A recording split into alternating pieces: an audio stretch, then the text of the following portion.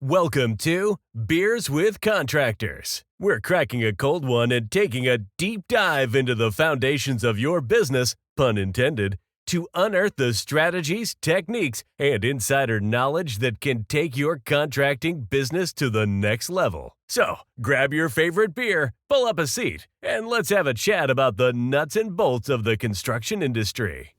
All right. Lukewarm beer today. Yeah, lukewarm beer. It's taken me back to the first beers I ever had. Yeah, like the college days. Yeah, they're always late to the fridge, and that's what happened today. Yeah, you guys get an hour ahead of us, so you've had them in the fridge a little longer. To our 5 listeners out there, we did not put the beer in the fridge soon enough for today's episode. So the mountains are not blue.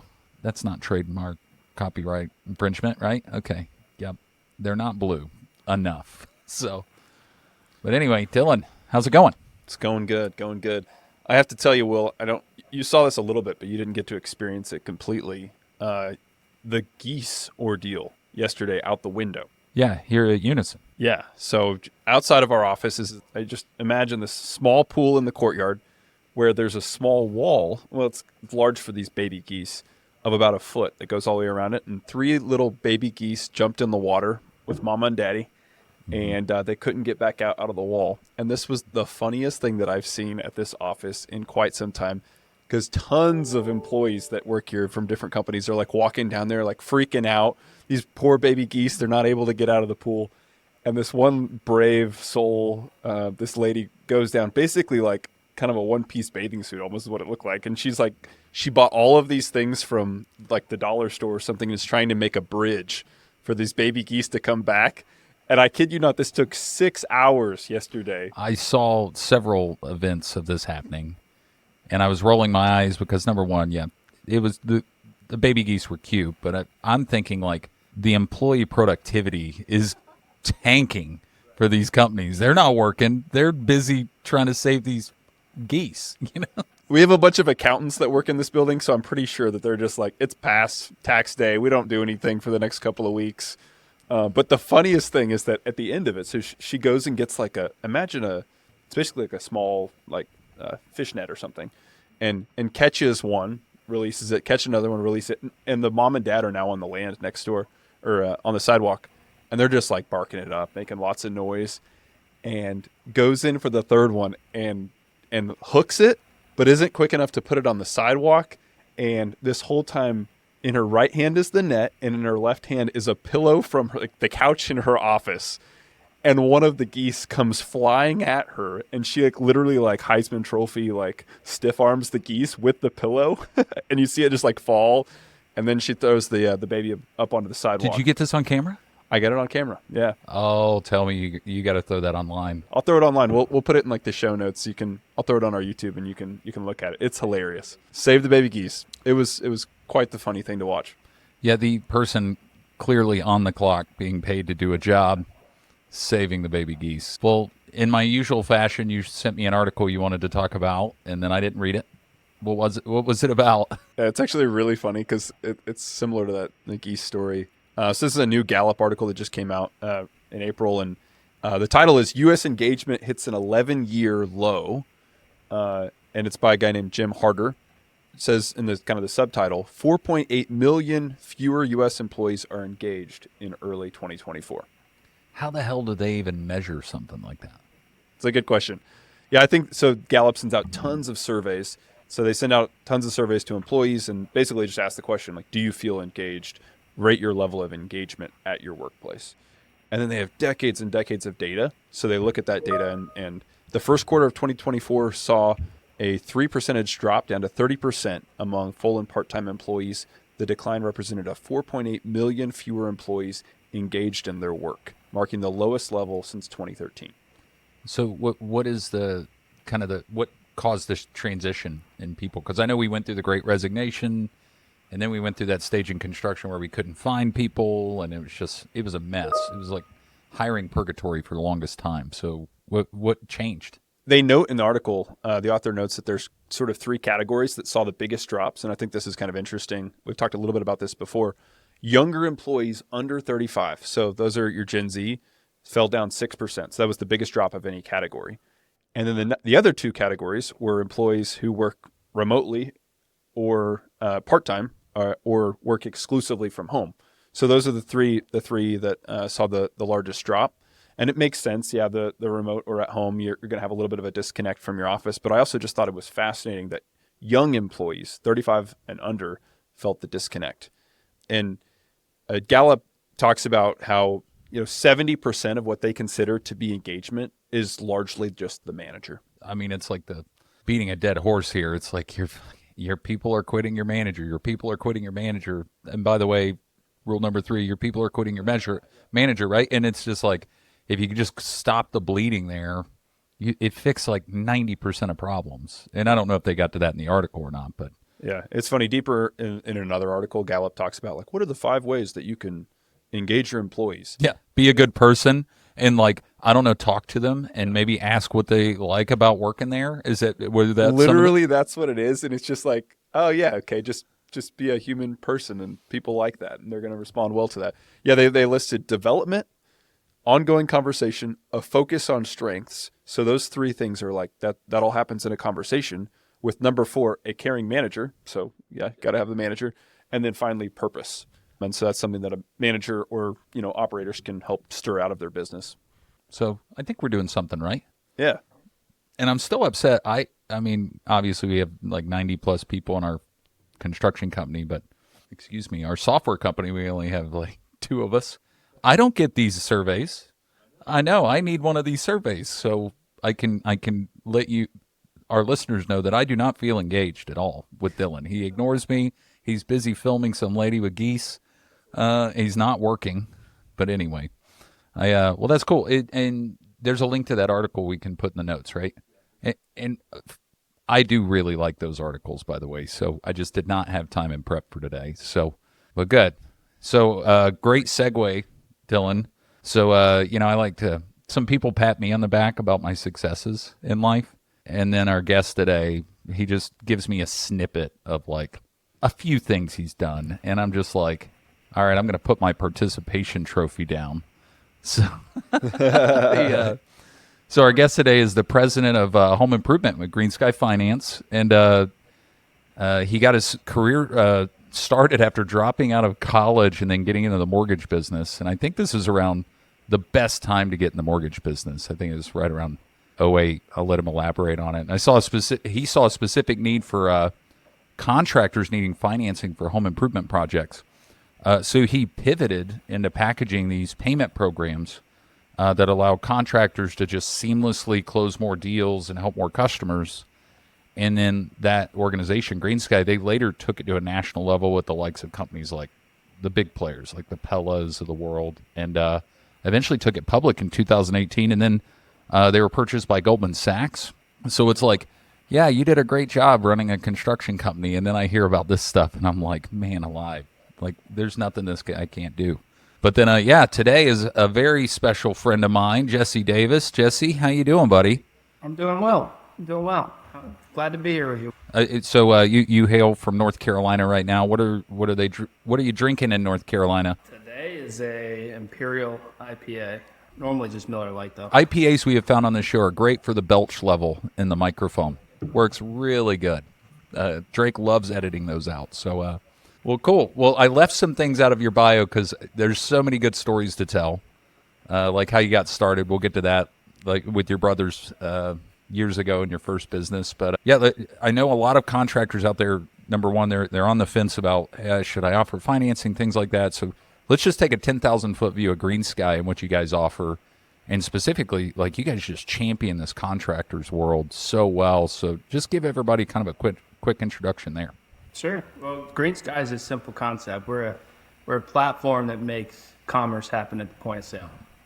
So when you're at the kitchen table with a consumer trying to get them to buy your project, we help you make that affordable instantly. And we also take the fear away from a clunky loan process for the customer. Customers, when they get loans, they think interest rates, paperwork, fees. It's a scary thing.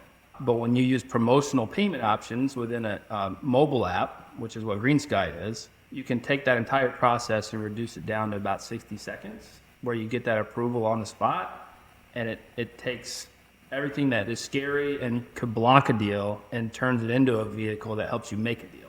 And so our business was built around making the sales rep in the home. Yeah. And I've seen it for years and just the development of it. And man, it is insanely fast. It's just crazy. So, Yeah. Before that, anything, I'm just curious, Jesse, your background, did you just kind of fall into working in financing? Anything about your background that kind of led to this? Yeah, so I dropped out of college and then started having kids when I was in my early 20s, and you just got to figure out how to make things happen so you can live, right? So me and my brothers founded a company called Fireproof It, and I did that, and I got my mortgage license at the same time. I was just like, I got to figure out how to make money, and so I started doing both careers, and we built the Fireproof It company up to where it was starting to be a decent company. We got into 6-figure revenue. And we were the primary player for that service in the little town I grew up in North Carolina. But it was a nasty job. You were cleaning grease out of industrial kitchen hoods at 2 a.m. on top of a restaurant roof. So not what I really wanted for my long-term career. But it taught me a lot about sales and hustling and getting people to say yes to you, business to business. So that was an invaluable experience for me that helped me with my contracting sales world that I've been in the last almost 20 years. But after I got my mortgage license, I was just in Mooresville and near Charlotte, and I figured out there was this mortgage company called Lion Financial that was there, and I was like, well, I have a mortgage license. They do mortgages. So I just walked in the door and asked them to hire me. I didn't even live in this town yet. And then when they did, I just stayed. So that's kind of how I got into the mortgage business. And getting a mortgage license is nothing more than a state exam. So I just went and took the exam and passed it and got licensed. And I was like, oh, see if I can make money doing this. And I hated mortgages, but that business in particular did second mortgages and refinances for in-ground swimming pools. And so I saw that like all the consumer leads were coming from pool contractors to that business. And this was in 2007, 2008. Mortgages are starting to take a dump. So I went to the owner and I said, hey, I don't want to do what you hired me for, but I think I can get more contractors to use your services. And he was like, no, you have no experience. You can't touch my pool contractors. That's how we make our living. He goes, but I have an unsecured loan program that we run for smaller ticket items like windows, doors, heating and air equipment, that kind of thing. He goes, if you really think you could sell, you could try that. And I was like, okay, I'll do that. And never looked back. I built that program up to $200 million, and a bank called Interbank bought it. And I went with the sale of that and worked there for a couple of years. And that's it. Long story short, I ended up meeting GreenSky by working at Interbank, and I jumped over to GreenSky almost 12 years ago to help them launch their home improvement business. That was their first outside sales rep. and that is why they have loitering laws in Mooresville, North Carolina now, because Jesse will just not leave. It's so funny because I say that about Sydney and I. We got started early 20s like you did, and it's like the best thing that could have happened because it's like, crap, I got responsibilities, man. Which is where like a lot of contractors start. They realize, oh crap, I grew up learning this, and I know how to do this service, and now we're gonna jump into, now I'm just gonna own my own business. So this is something that we hear a lot from our listeners, and we make the joke about 5 listeners, yada yada, but we have a lot of folks around the country. I see that there's just such a massive mindset around like not even understanding how to implement financing for their in-home service business. So why is that so difficult, Jesse? And how do you guys kind of streamline that process? I think people are scared of it more than anything because they don't understand it. We even joke financing's like an F word. People, it's a scary thing. People think it's a hard process. It's expensive. And it's just like this barrier. It's uncomfortable. If I ask someone they need financing, I might offend them because I'm telling them they can't afford my project. So I just think a lot of it's just fear more than anything else. But the easiest way to start implementing it is, one, find a partner, or even just go to a local bank. But bring it up. Make it part of your conversation, and force your sales reps to talk about it.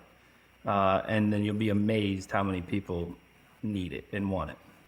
I think that there's a lot of like barriers that contractors might have to financing. I can think of a lot of maybe smaller contractors who just They don't want to get their feet wet in it. What would you say to them to kind of get over that hump and jump in to try financing?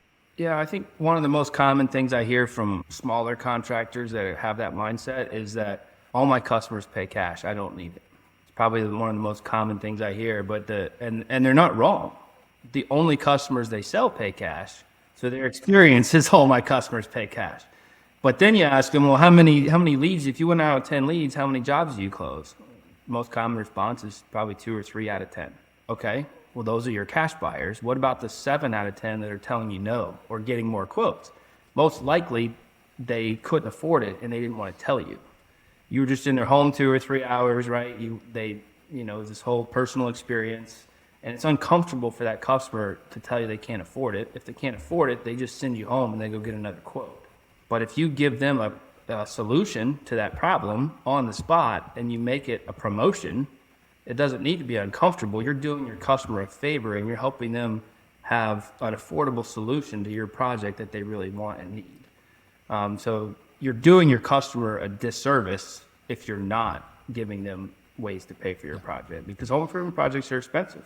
Yeah, it's interesting. Before we got on this episode, I was just kind of doing some reading a little bit about financing, and one of the kind of the bloggers that I had like seen, the headline was something along the lines of, depending on your business, if you don't accept credit cards or financing, your business will fail, period. How do you respond to that? What are your thoughts of that?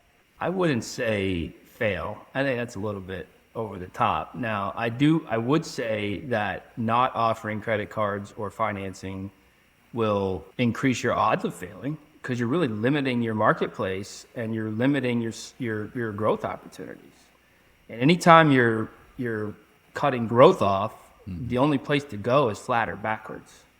You're also limiting your ability to maximize margin within a project, because giving someone ways to pay for it, they oftentimes will spend more than they even planned on if it's affordable. So the companies that don't offer payment options in today's world are vastly increasing their chances of failure. But some people are really happy doing small business, just getting by, and they figure out how to survive, but they're not thriving. That's back to the kind of this paradigm shift in the contracting world, I think, is realizing you have to be able to have payment flexibility. We see all the articles about cost of living increases and just all this stuff going on. And then, of course, contractors also have the most positive mindsets, right, Dillon? We're always so positive, right? I know that in my young days, one of my big roadblocks was like, well, how long is it going to take me to get paid, right? And I think that's a big hurdle that a lot of contractors have with financing, is they think, oh, I finally got the job, but it's going to take me like 90 days to get payment. So what does that typically look like? And then I want to dive into some of the programs, but it's like, I'm a contractor, I got financing, but holy cow, how am I going to get paid? Like, what's that look like, Jesse? So it's not any different than really accepting a credit card. So once the customer approves the transaction, the money's going to be sent to you within 24 hours typically. So there's no hurdles to that. Now you need to research your partners and pick the right partner for you. There are a lot of lenders in the space that will only release money when the job's completed, which is fine for a lot of contractors. If you have quick turn jobs and you don't need the cash flow, that works out fine. If you do more extended projects where you need to take a deposit and then maybe take another draw once you deliver materials and so forth, you want to make sure you're working with a partner that enables what we call stage funding. But that allows the consumer to authorize draws off their loan throughout the project. But once the customer authorizes that draw, the money's sent to the contractor within 24 hours. So it can operate just like a customer paying cash. I know I've done that where it's like, hey, I want to secure a deposit, but how many stages can a contractor have on stage financing? So we typically don't do more than 2, but at GreenSky, we'll allow up to as many as 5, as long as we approve the partner for it. Some of that depends on the contractor's ability and what their cash position is, to be transparent. So if you're a brand new business and you don't have a very big balance sheet, the lender, and I'm speaking for GreenSky now, but it's a big risk to send all that money up front, because if you go out of business, now the customer owes money for something they didn't get. right? So, but if it's a good contractor, which we vet our partners, most of them, or hopefully all of them are, but we do run into some guys that you never know, things happen. But if with financial approval, we'll allow up to 90% of the money to be paid up throughout the project. We're only 10% of the back, Wow. so it could be 10 draws for that matter.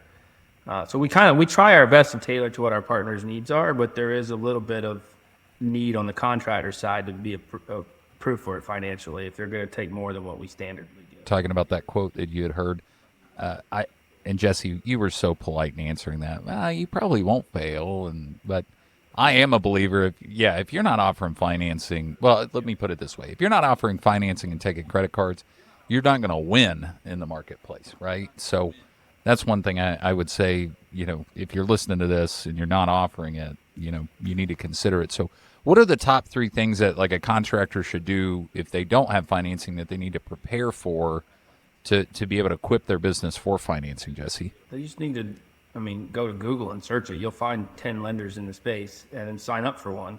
And I could definitely recommend several, with GreenSky being on the top. But it's a pretty simple process at most lenders. It's probably a 1 to 2 page form that you fill out. You send it in. You usually can get set up within a week. And then if it's a good partner, they'll provide a training for you and your reps to implement the process. And you could be up and running in 2 weeks. Yeah, that's lightning fast compared to what it was 10 years ago. It was like some arduous process and mountains of paperwork. So that's awesome because, contractors in general, we're just all out there just trying to make a living for our employees and help customers, and then know that it's that streamline is awesome. So I'll say this, the sign-up process is the easy part. But don't sign up unless you're willing to implement, because you're wasting your time and you're not going to help your business. Until you've made up your mind that, like, I'm going to make payment options a part of my sales process in the home to every person I talk to, there's really no point in doing it. If you're only offering financing to consumers that tell you they can't afford it, you're going to lose. Because customers aren't going to tell you they can't afford it. They're going to go get more quotes. So you're missing out that opportunity. You're not going to even hear, I can't afford this. They're just going to never respond back to you. So you can't wait for them to ask, because it's uncomfortable for them to ask too. So you have to proactively talk about it in the home with the consumer and make sure they know it's available. If you're not ready to do that, it won't work. Yeah, to that, the sales process, I think, obviously, if you're trying to capture more business with financing, there's best practices to capture that business. So you could have, 5 contractors that all offer financing, but they maybe bring it up in different ways, some better than others. Can you give us a specific, like, hey, this is a best practice for how to bring financing into your sales process? Sure. You should start with it at the top of the funnel before you even get in the home. Put it in your marketing. Put it on your ads. Put it, if you have a lead setter, make sure they mention it when they're setting the lead for your sales rep. If the sales rep setting their own appointment, make sure they mention it. But you want to make sure the customer knows about it before you even get in the home. It's not hard. So you work with your partner. They'll give you a disclosure you need to put in the ad, but you can promote like 12 months, no interest, no payments with the disclosure at the bottom of what that means. Just to get the phone to ring. So you'll generate more leads that way. You'll also help the customer proactively ask your sales rep if they saw that in the marketing. And then when they're setting the lead, you call the customer, our 2 o'clock tomorrow, just confirm the time, we'll be there, right? Yeah, so when I get there, don't let me forget to mention our special promotion we're running right now. It's no interest and no payments for 1 year. A lot of our customers have been real excited about that. You're making it a service to them, and you're conditioning them that there's ways to afford this before you get in the home, and it helps put the customer at ease. So you're helping the customer not be as afraid of the price if you're doing it proactively in your marketing and in your lead sets and getting it in front of them before you're in the home. And if you've done that, it makes it easier for your sales rep. But once you're in the home, your sales reps need to talk about it. They can't wait for a customer to ask, or even if it's in all your materials and the customer just has to point at it, that's still not as effective. Your sales reps need to be equipped with what the offer is and how to bring it up. I'm just going to make up something, windows. I'm going to go measure for your windows right now. But again, don't let me forget to tell you about our promotion we're running right now. It's no interest for 18 months. A lot of our customers have been excited about it. And then when you get back, and if you've done that, when you go to deliver the price, it's going to do several things for you. Windows, a common add-on might be doors. Mr. and Ms. Customer, I've finished measuring the windows. I mentioned that 18 months no interest was available. Can you come up with $2,500 in 18 months? Very few people say no to that. Yeah, I can do that. Why? Well, you mentioned that you might want to replace the door also. So the door is going to be an additional $2,500 to what the windows will be. But if you said you could come up with that $2,500 in 18 months and take advantage of our no interest promotion. So when you get that together, you can pay the whole project off, and you won't have to worry about it, and you get the door you really wanted. Now, next thing you know, in the home, you haven't even pitched a $10,000 project.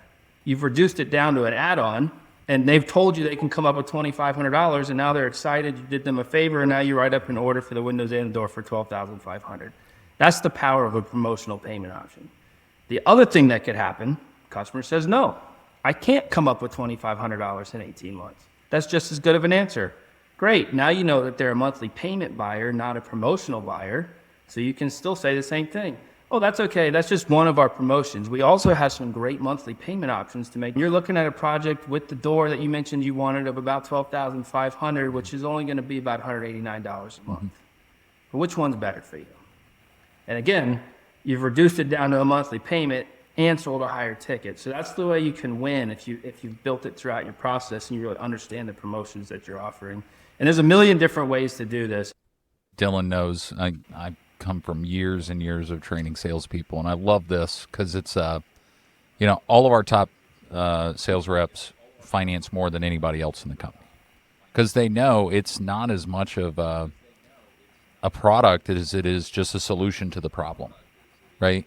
So, yeah, and I'm glad you mentioned that about marketing because we send our financing stuff out in the mail before we even get to the house, right? And it's like we want to let the customer know about it. And then it isn't typically, and I've said this before, nobody wants to buy foundation repair, right? Nobody meets me at the door and says, man, I can't wait to get some of those steel piers under my house, right? So they would much rather save their money for the family trip to Cancun, not the foundation project. And then that's where, like, the financing just dovetails so well with us. So we've got our sales training that we focus on. And yeah, it's a no-brainer when it comes to the closing more sales and making sure it's implemented.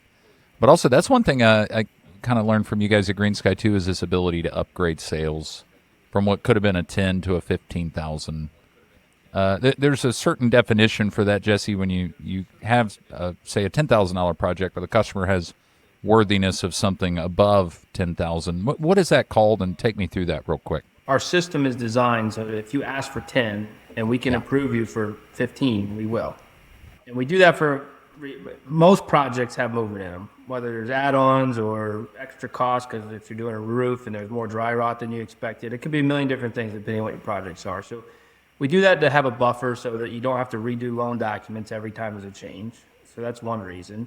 The second reason is it's an enablement tool for contractors to show customers what they can really get in value for what they were approved for, and it helps the customer buy more. So our majority of contractors that do well with us see about a 20 to 25% increase in their average ticket, and most of our top clients finance around 70% of their overall sales, 50 to 70%, and that's all added margin. So and I see it because a brand new contractor who's starting out will probably finance 10 to 20% of the sales, and they'll get it to 30 or 40. And that's all added incremental revenue. You're not taking away from the cash buyers. People that write a check are always going to write a check. But you will potentially get someone use a promotion and spend more money than they were limited to in their bank account. But generally, you're just widening your market and getting in front of more people than you otherwise would have sold. Interesting. Yeah, those statistics. Wow. I want to make sure I get those right, Jesse. You said 20% increase in the average ticket price and then 50 to 70% overall sales increase. Is that right? Not increase. 50 to 70% of their overall revenue is financed, which it could be at 50 to 70. It depends on where you're at. So if you're already offering financing and you just switch to GreenSky, you're just moving 50% of your business that's financed from one bank to ours, or vice versa. If you've never done it before and all of a sudden you finance 20% of sales, last year you might have done $1 million in revenue. This year you're going to do $1.2 million in revenue. And if you get that to 50%, now you're going to do $1.5 million in revenue. So it is incremental. Well, I was getting a little pissed at those numbers Jesse was throwing out because I'm pulling up my sales overview report, realizing we got to up the game on our financing percentage of finance jobs because I'm below that mark, and it's like I got to go back and retrain. The data shows that 50% of projects over $5,000 are financed. So if you're not financing at least 50% of your sales, then your sales reps are doing something wrong in the home, or some of them are, because the general public, basically half the customers want to finance. Now, when you get great at promoting it and you use it in marketing, that's where we see clients go to 70, 80% of their sales financed, because now you're dipping into more people than just want payment options. You're getting someone that's waiting on a tax return or some CD or stock investment they don't want to mess with, and they're leveraging those no interest promotions, but they don't really need the money. So that's where it gets above 50%, because you're getting those customers to buy today where they otherwise might have put you off for 6 months. But yes, you should be financing at least 50% of your overall sales revenue, or you're leaving money out there. That is a huge difference, and what a dramatic difference that could be for a lot of companies out there. So I got to ask, this is kind of an aside, different words get thrown around in finance or loans, secured or unsecured. What can you just fill me in? What's the difference there? Yeah, I get that question a lot. Secured is a loan that's made with a lien against property. Most common would be a home loan or a car loan. So if you don't pay your debt, the lender can come repossess that object. There's other things that if you go buy an ATV or a golf cart, it's probably a secured loan, but there's something to go repossess. An unsecured loan is just made on your credit profile, and if you don't pay it back, there's nothing to come collect. The bank just loses their money. Now, your credit score will get harmed, and you'll go into collections, and it'll be fees. So I don't recommend not paying that back, but there's nothing the bank can do to get their money back. So it's an unsecured debt. And that's so interesting, and a great segue to a funny story Dillon told me, that Ford Motor Company just created a patent and was approved on this patent. Is that right, Dillon? Yeah, if I remember the article right, it was from 2023. Yeah, so if you don't make your car payment, your car can literally turn on and drive itself back to the dealership. That is the newest way to repo a vehicle. Yeah, well, we had this conversation. It was like great for garage door companies, because what happens if it's in the garage, right? Yeah. But if only, and we see these videos on YouTube and online where it's like some contractor doesn't get paid, so he goes out there and smashes the tile shower in, and I guess it was a secured loan. But so we've talked a little bit about like these zero interest versus installment. And by the way, I love these zero interest, but a lot of times we use same as cash. Break that down, the difference between the two, because I think it's really important for a contractor to know, especially if they're out there competing against a company that has this 12 or 18-month no interest. It's like, how do you even do that, right? So break that down, Jesse. So first thing to understand is there's two distinct different types of buyers in the market. You have people who need a short-term loan to bridge the money to future money they know they're getting. They might be getting an inheritance. They might have a stock or CD that they can cash out, tax return, future bonus if they get annual bonuses, whatever it is. Or they just have investments that they want to keep earning interest, and they want to use the time value money and make money. There's a lot of higher end investors and people that prefer that. And that's really what a deferred short-term interest program is for. It's someone who just wants to leverage a promotion to help them keep using their money somewhere else. And that's about half the financing public out there.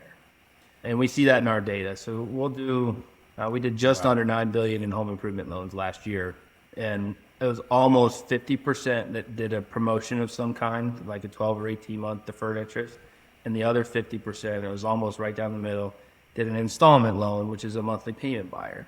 And the monthly payment buyer is a true finance customer. They need an affordable monthly payment over an extended period of time to be able to buy the project at all, or to move forward with it. And so, and we have all types of programs, but something that might be like a 5-year, 7-year, 10-year term.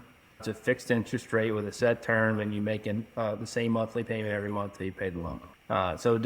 And you want, as a contractor, my recommendation is to know that there's those two people are two distinct, different buyers, And so when you make your promotion or your delivery with pricing, include an option that covers both, because you don't know who's who. You don't ever know. And so just make both options available. It doesn't really matter what the 0% or deferred interest promotion is. Doesn't really matter what the monthly payment is. As long as you have one of each, you'll capture both types of people and be able to enable that conversation to help you move the project forward. And if you're enabling that conversation forward for both types of customer, do you guys see an average ticket price difference between the buyer that goes promotion versus the buyer that goes monthly, or is it comparable? There are some nuances. So yes, depending on the loan plan, there are loan plans that can drive more value. So for example, our 18 months no interest typically has a little higher ticket than a 12-month, but it's not huge amounts, and then it's not that much different than monthly payment options either. So where you see a wide variance is what we call it the zero interest loans, which are probably most prevalent in the HVAC industry, but that's where you're trying to combine both into one product. And as an example, you see them in car commercials too, but it might be an offering of like 0% for 60 months. Well, that's a great offer. If you're a promotional buyer, why not take advantage of 0% interest? But the problem is that the 60-month term is short.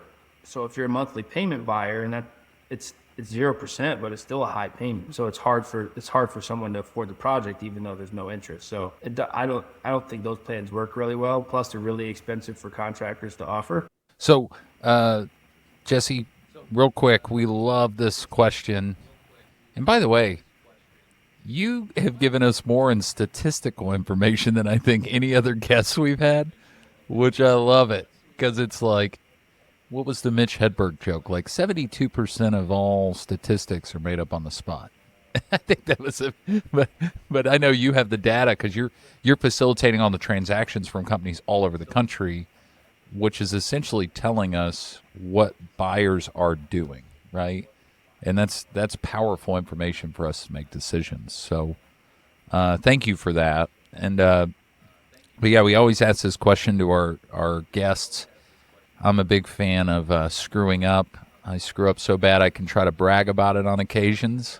So what's a big screw up you made in your career that you could share with our listeners that maybe you could brag about a little bit? When me and my brother started our Fireproof It company, which is pretty much everything that had to bring a restaurant to fire safety code. So we did industrial kitchen hood cleaning, we installed and serviced fire suppression systems, and we installed and serviced fire extinguishers to keep restaurants up to code. We didn't know what we were doing. We got the certifications we needed, but you don't really know till you do, right? It wasn't complicated. We shouldn't have been doing it yet because we didn't know what we were doing. But anyway, so we get in there and we cleaned up the hood and we sold them on a new suppression system, and we're dismantling their old one, but we really had no clue what we were doing. And we set it off, and white foam went everywhere. Like, we totally destroyed this restaurant. Just covered in fire department was sent out and set off the alarm. And we were dripping in white foam from the suppression system. Closed the restaurant down for 3 days trying to clean that thing out. We did not keep them as a customer, unfortunately, but we did get the restaurant cleaned back up. But yeah, that was a pretty epic failure. Was that so early that was like one of your first jobs to do a job like that, or it was just kind of different and you guys forgot to check something? It was our second job, but our first repair installation job for a full suppression system. So it was really the first time we'd ever done it, and we didn't know what we were doing.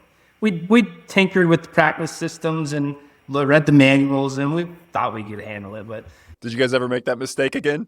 Never did it again. That was so our first job was just a cleaning of the hood. Made $350. I'll never forget that. It's like I looked at that check. It's like I generated it start to finish on my own. It's $350. Our next job, we went in the hole like $2,000 from the cleanup of that. But yeah, so that wasn't our best moment. But the guy was very gracious, and he allowed us the time to clean it up. So hold on, remind me, how old were you and your brother Jesse when this happened? Could you imagine showing up to your restaurant? There's these two kids just covered in just foam, like with this look on their face, like, yeah, we kind of screwed. Yeah, it didn't go like we thought. I'm glad we're laughing because that's hysterical. Yeah, the fire, we had to tell them, no, there's not a fire. It was us. Like, you can go home. I'm surprised you stuck with it because second job in, most people would have been like, "This is not for me." You just stuck with it. Well, we had a good gig going because most companies there's a cleaning company and the suppression company is its own thing. So I bundled the service because if we're in there cleaning it, I can service it or install a new one if you need it on the same trip. So I was like, I was more expensive, but I was actually cheaper than if you paid two different companies to do it.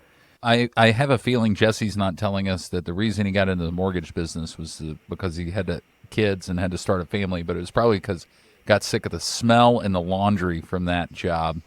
Because man, that must have been rough. It's one of those jobs. Take the clothes off in the garage and leave them out there. Yeah, some of the grease in those hoods is pretty nasty. But I don't know. With 21 years old, you're on the roof of a restaurant at 1 a.m. with your brother. We were having a great time. Well, Jesse, so how do people get a hold of you and GreenSky if they want to learn more about this stuff? This was insanely impactful today, just unpackaging this. So how do we get a hold of you? Well, just call me. I mean, my cell phone. I'd give anybody my cell phone, put it on the screen, whatever. But greensky.com, it's an 800 number there if you want to get more information. It's probably the easiest place. Well, hey, buddy, I am so appreciative of what you do for the home improvement community, but also just the laughs we've had today. Man alive, we've talked about messing up restaurants to saving geese. Boy, we've got an impactful episode for the show notes. Not to mention the financing pieces that I learned a lot. Well, Jesse, thanks so much. And to all you guys out there listening, appreciate you for listening to us again on another Beers with Contractors. We will see you next week. Thank you, guys. Cheers, everyone. Cheers, guys. Take care. And that's a wrap for today's episode of Beers with Contractors. We hope you enjoyed our chat as much as we did. Before we say our final goodbyes, a friendly reminder. Beers with Contractors encourages responsible drinking. If you choose to enjoy a beverage during our time together, please do so in moderation and only if you're of legal drinking age in your country or state. Furthermore, the advice and insights shared in this podcast are for informational purposes only. Always consult with professionals and experts in your field, and be sure to follow local laws and regulations regarding licensing and permits. We're here to help, entertain, and inspire, but your safety and compliance are important. So, as you head out into the world of construction and contracting, remember to build responsibly and make decisions that stand the test of time. Thanks for joining us today. We'll catch you on the next episode of Beers with Contractors. Until then, cheers to your success.